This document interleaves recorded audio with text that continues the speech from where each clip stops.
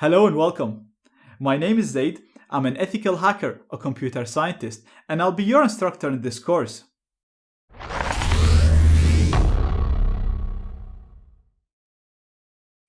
This course is going to be highly practical, but it won't neglect the theory. So we'll start by covering some terminology. Then I'm going to show you how to install the needed software in order to write Python programs and practice hacking safely. Throughout the course, we're going to learn by example. So we'll never have any boring, plain programming lectures. We will always be building something exciting. And I'm going to teach you programming as we build these exciting programs. The first program we'll write is a MAC changer. This is a very simple program that can be used to change the MAC address.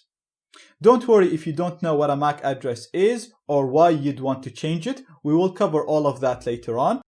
Basically, the whole point of writing this program is to introduce you to Python basics, such as writing functions, variables, handling user input, regex, and so on.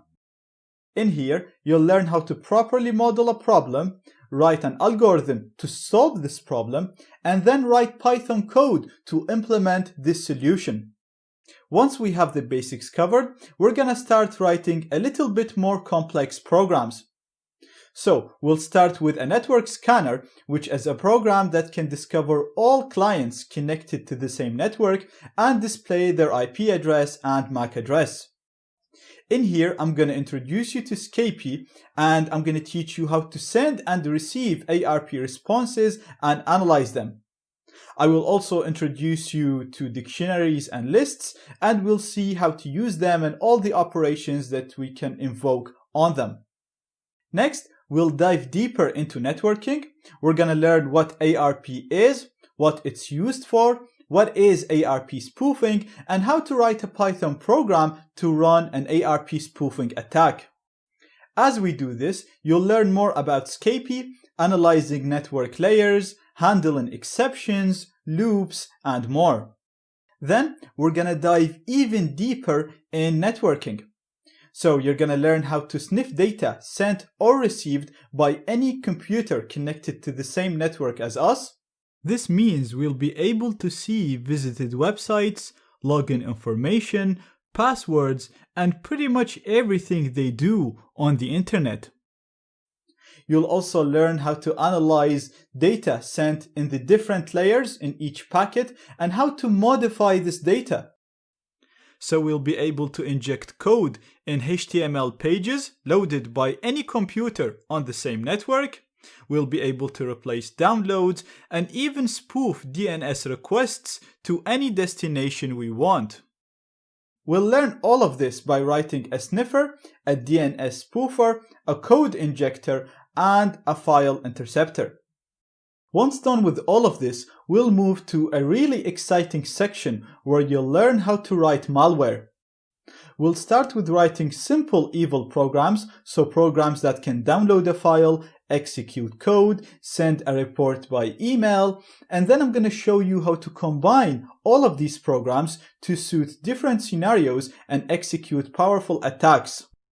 Then we're going to advance into writing more complex malware, and we'll start by writing a backdoor. A backdoor is a program that gives you full control over the system that it gets executed on. We're going to implement this using sockets, and you're going to learn how to establish a connection between two devices and transfer data between them. This is very useful because it can be used in so many other scenarios other than hacking. So you can use it to create a web server, a chat program, and so on. Then we're going to build more cool features in this backdoor so that we can use it to execute system commands remotely on the target computer, download and upload files, and maintain our access even if the system restarts. Then we will implement a keylogger, which is a program that registers every key strike entered on the keyboard and sends us a report by email. As we do this, I'm going to teach you about recursive functions, threading, and object-oriented programming.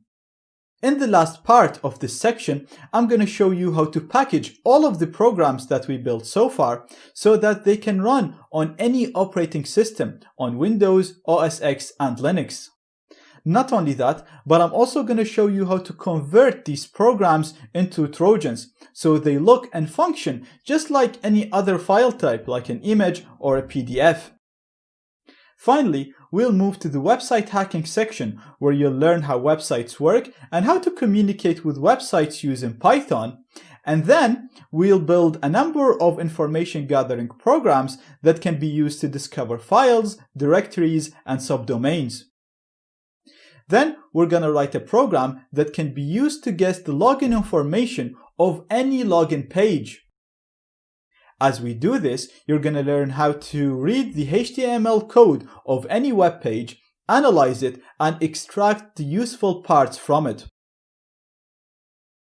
Finally, we're going to build a generic vulnerability scanner. This is a program that takes a website as an input and scans the whole website for weaknesses and vulnerabilities. Once done, it's going to show us a report of all the discoveries. And we're going to write this program in a way so that it can discover any type of vulnerability.